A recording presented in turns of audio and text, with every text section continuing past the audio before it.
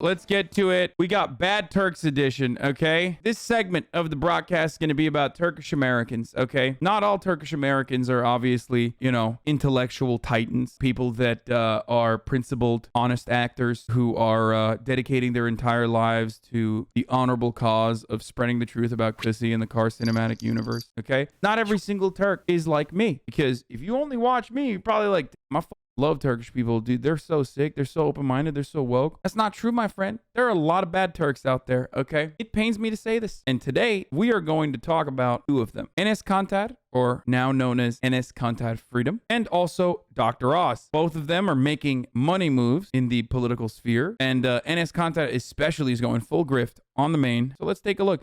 He went on. Enes Kanter is a basketball player. He is a follower of a CIA asset cult, a Turkish CIA asset cult. Fethullah Gülen is the leader of this cult. Enes Kanter is also a LeBron hater. He's also overall just not good at what he does with respect to like the rest of the NBA. And because of that, because of how bad he is at basketball, even though he destroy me, obviously, don't get me wrong, but because of how bad he is at basketball, he has chosen to, you know, generate controversy and attention for himself in other ways. And this is, of course, coming at a time when the dollar is worth 14 lira. So shouts out to the Turks in the chat. I'm sorry that that's happening to you, but at least you can, you know, blow off some steam as I on this doo-doo boy over here on Tucker Carlson tonight. Enes Kanter grew up in Turkey, came to this country, and wound up in the NBA. Just a few hours ago, he became an American citizen. To mark the occasion, he has legally changed his name. His new name is Enes Kanter Freedom. Enes Kanter Freedom plays for the Boston Celtics, and he joins us tonight. Enes, Mr. Freedom, thank you so much for joining us. Congratulations on becoming a citizen. Tell us why you've done this, why you've become... I'm not gonna lie. The only thing Enes Kanter has going for him is that he has literally a negative hairline, okay? He has a reverse hairline. It's not even a hairline, dude. It's just hair. He's just all hair, dude. I've never seen a homie with this kind of hairline, dude. It's like, yeah, instead of a receding hairline, he's got a proceeding hairline. It's fucked up.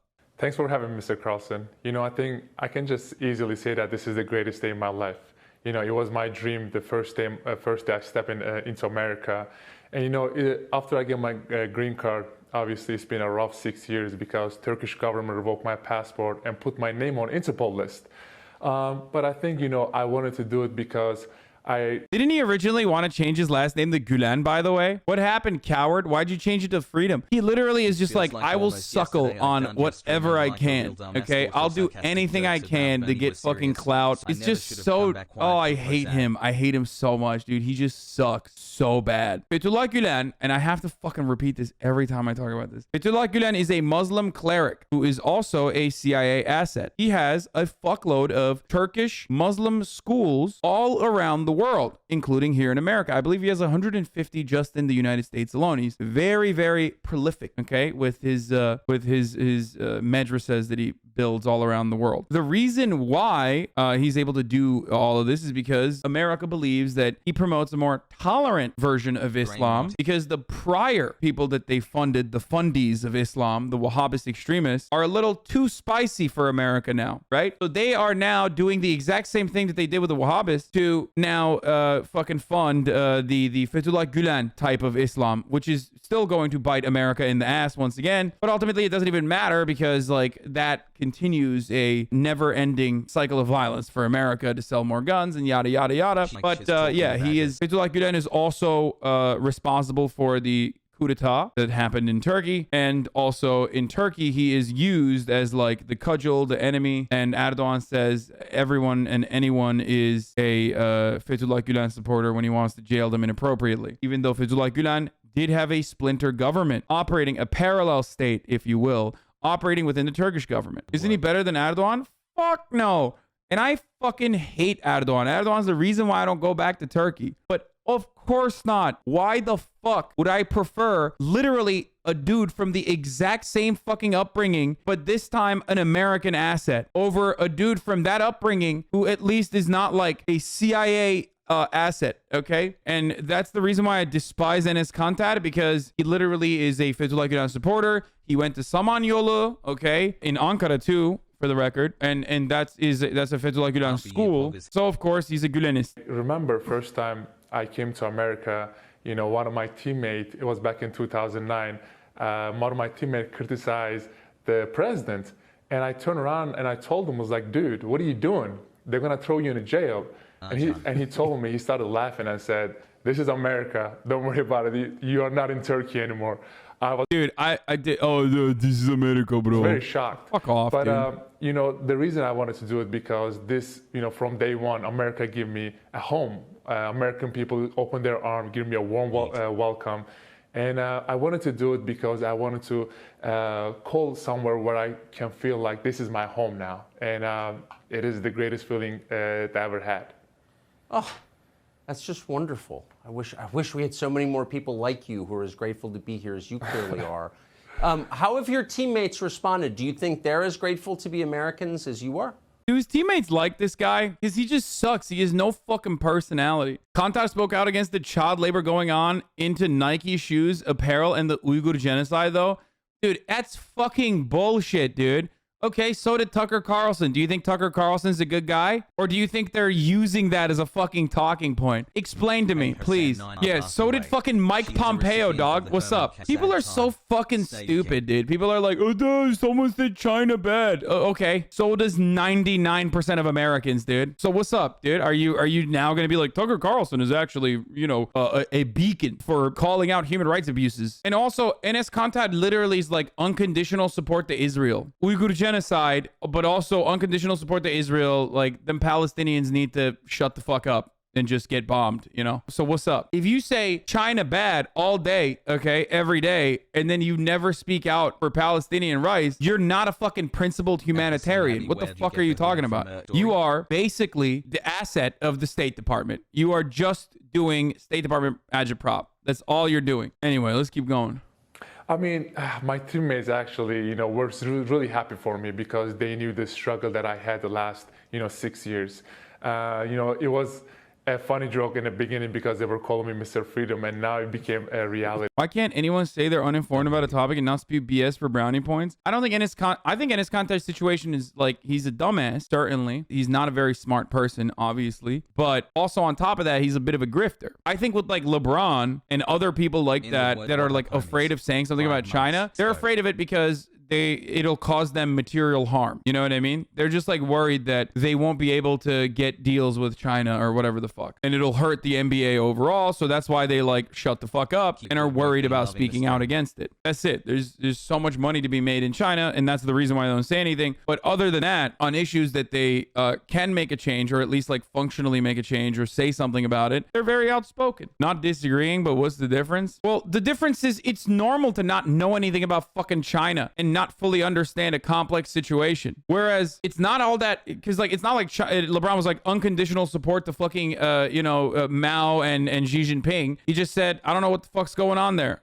Okay. Whereas Enes Kanter is like, no, actually, like, I love Ambassador John Bolton. Like, do you not see a difference between LeBron being like, I don't know what the fuck's going on in China versus I had a great conversation with Ambassador John Bolton, who like is most famous for the Iraq War and also wanting to nuke Iran. Like literally, this is not an exaggeration. His main thing was, I want to nuclear strike Iran. That guy. You're talking human rights with that guy? You're a fucking State Department mouthpiece, dude. Get the fuck out of here. But I think my teammates were like the one that, was my brothers, It was just so amazing because their support gave me so much hope and motivation to fight for what's right. Definitely give a lot of credit to my teammates. I genuinely don't. It seems like people who move here from countries that are not free appreciate the freedoms here much more than a lot of us who grew up with those freedoms. Have you noticed that? I feel like I'm going to just say this, and I'm going to be honest. People should feel really blessed and lucky to be in America because they love to criticize it, but when you live a country like Turkey or China or somewhere else, you will appreciate the freedoms you have here. Yes. You know, that is exactly. so I feel like they should just, please, they should just keep their mouth shut and stop criticizing the great. Dude, this is the funniest fucking take. It's like, listen, this is the funniest fucking take you could have. It's like, actually, I can't criticize my government in Turkey, okay? So people that want to criticize America, I love America because you can criticize the government. So because of that, you should shut the fuck up. And that's the reason why I think he's a fucking moron, okay? This baboon is so stupid that he doesn't recognize that it's the top of the hour and there's a 60-second ad break. Anyway, but the point is, the talking point I was going to say is this. You can't simultaneously fucking say America's great because there's free speech here and then be like, so everyone criticizing the government should shut the fuck up. And only a dumb person would say that, which is why I think Enes Kanter, like, yeah, he's like a low-level grifter, but he's also too stupid to recognize what he's doing. He's not good at like what he's doing. Greatest nation in the world, and they should focus on, you know, their freedoms and their human rights and their democracy. Yeah, it's just like he's literally just like saying, hey, why don't you shut the fuck up about America's wrongs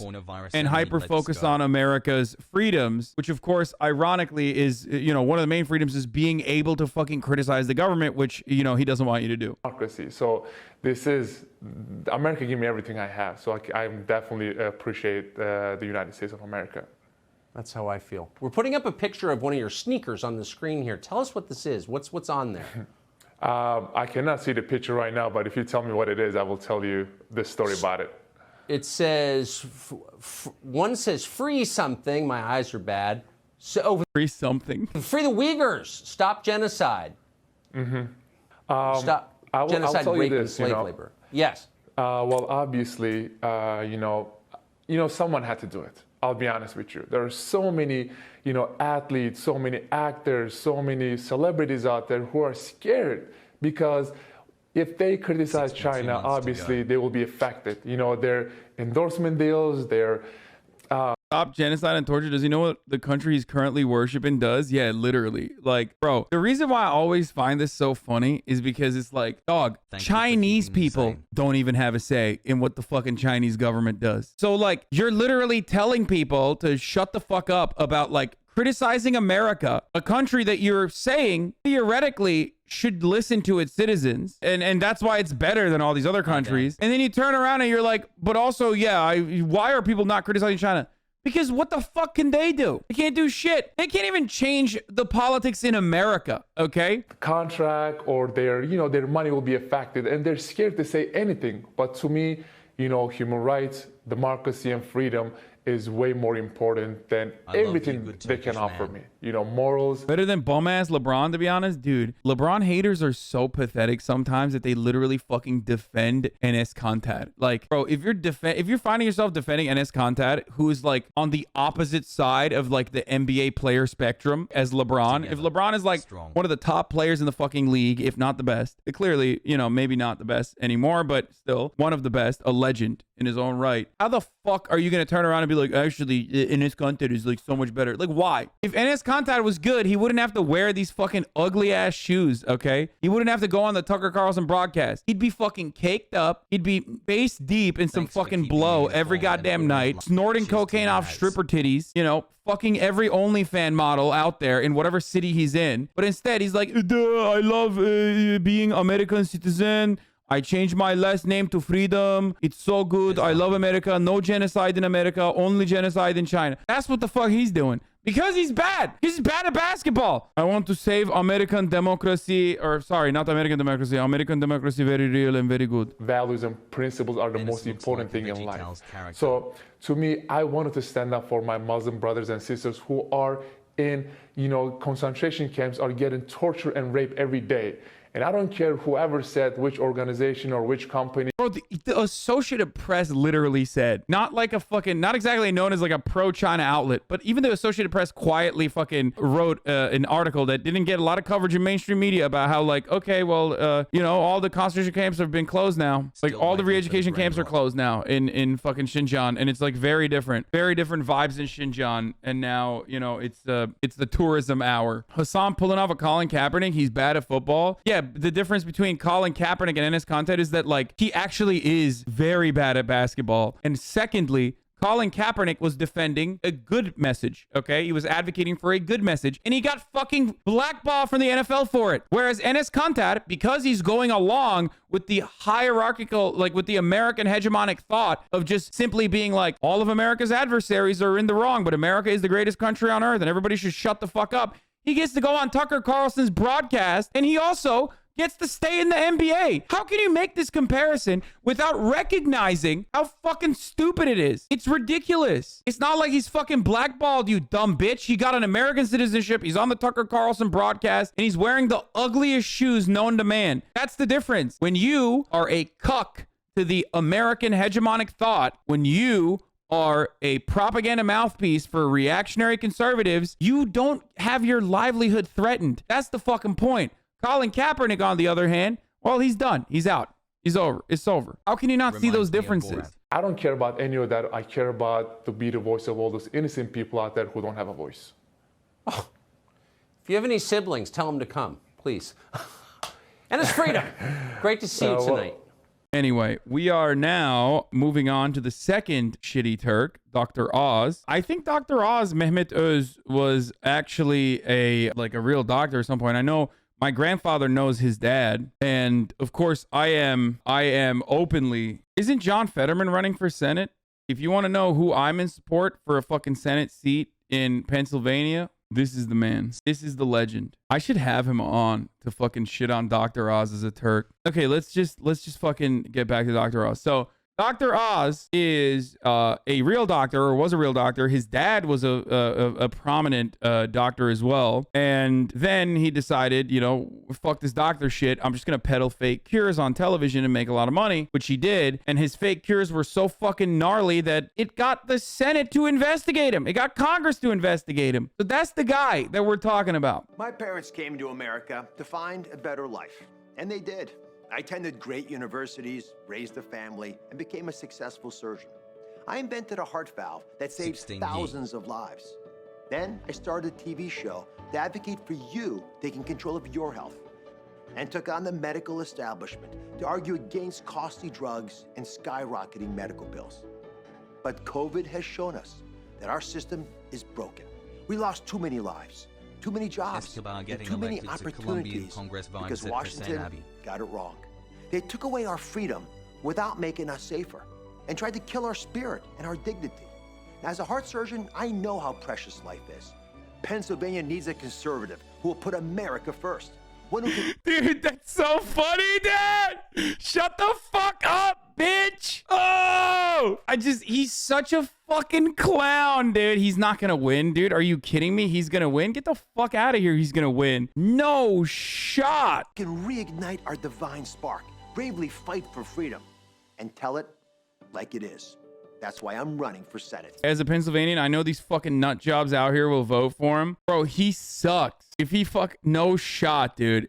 No shot. No fucking shot. That would be, actually, what am I saying? We live in the worst timeline. Of course he's gonna win. What the fuck am I saying? Okay, now you wanna know what a fucking real man looks like, okay? Real manly man. Okay, running for Pennsylvania Senate. That man's name is John Fetterman. Hold on one second. Let me see. Does he have a Senate campaign ad or something? Maybe he's got to have something. Oh, here it is.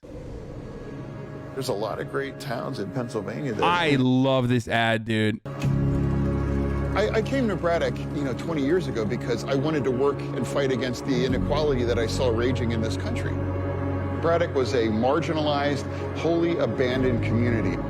But that's exactly where I wanted to spend my career. The things that I learned, in Braddock is that every place matters. No place deserves to be written off. These places across Pennsylvania feel left behind. They don't feel part of the conversation. That's why Donald Trump went to these small counties and held these big rallies. We cannot afford to take any vote for granted. We cannot afford to take any place for granted. Whether we're in a place like Braddock or a place like Emporium in Cameron County, the smallest county in Pennsylvania. We don't have to agree on everything, but I will always tell you what I believe is the truth. I'm going to fight not for one part of Pennsylvania, not for one party of Pennsylvania, but for one Pennsylvania, just the way I did as mayor, just the way I'm doing as lieutenant governor, and just the way I would as your next U.S. senator. I love him so much. Okay. He is literally, he's pro legalization of marijuana, LGBTQ rights ally. He is literally the perfect, like, this man right here is what you build in a fucking lab, pretty much build in a goddamn lab to create a person that's going to be someone who can unite the white working class, which is because of reactionary politics and because of red herring, racial agitprop that the Republican Party has used for a very long time. This is a person who can unite the working class 100%. He is awesome. I love him. He's also a big boy, as Chatter pointed out, and Americans love big boys, 6'8". Now that, here's the thing. The reason why I'm showing you this, and the reason why I talked about John Fetterman as I like sucked him off for the past hour, is because I think he's a good politician. He's a rare good politician. Okay. There's not many of them out there. He's one of them. And I love that. And I respect that. He fights for his people. I think he will fight for workers in Pennsylvania, and his overall presence is a net benefit. Okay. One of the people that he's running against is Dr. Oz. Dr. Oz is Turkish. I, as a Turkish man who is also a Turkish American, should want Dr. Oz to win a race. You know, that's the pride and joy of Turks, right? Holy fuck. Except he fucking sucks. He's a grifter, and we're going to find out more about why he's exactly a fucking grifter. I mean, dude, my father's name is Mehmet. That's literally Dr. Oz's first name. Like, I have so many reasons to want to like Dr. Oz. He's Turkish. He's the same name as my dad. He's a prominent Turkish American who has, you know, brought great fucking joy and pride to Turks all around the world, you know, except he's a scammer. Okay. He's a fucking scammer. So much so that the American Congress had to take action against his fucking rampant scamming. So let's take a look at his background. I would like to talk about...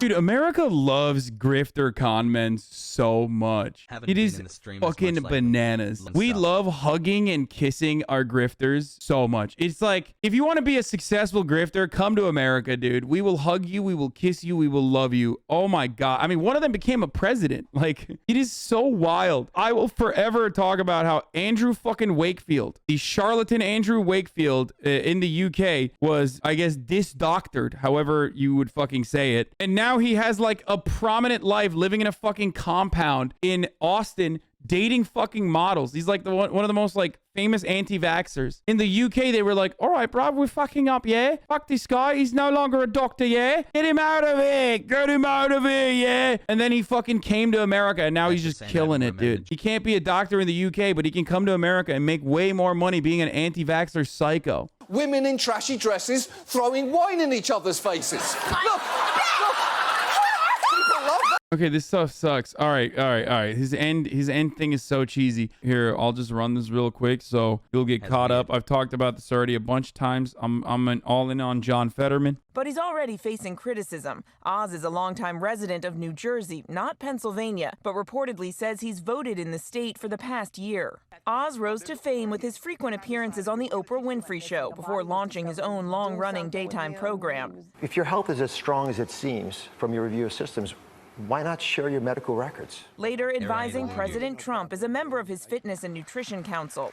During the early days of the pandemic, Oz was also criticized for making a controversial statement about COVID, saying schools should reopen even if it costs lives. To get every child back into a school where they're safely being educated, being fed, and making the most out of their lives with a theoretical risk on the backside, it might be a trade-off some folks would consider. He later apologized, but now says the nation's pandemic response is what's pushing him into politics. COVID has shown us that our system is broken. We lost too many lives, too many jobs, and too many opportunities because Washington got it wrong. They took away our freedom without making us safer. HasanAbi, the quote the killer used was from Bob. Now Oz is getting... He apologized for it, but then he was like, actually, just kidding. Fuck the apology. I'm going to run for Senate on that same thing that I apologized for prior. I said this before, but like, he just has real fucking televangelist pastor energy.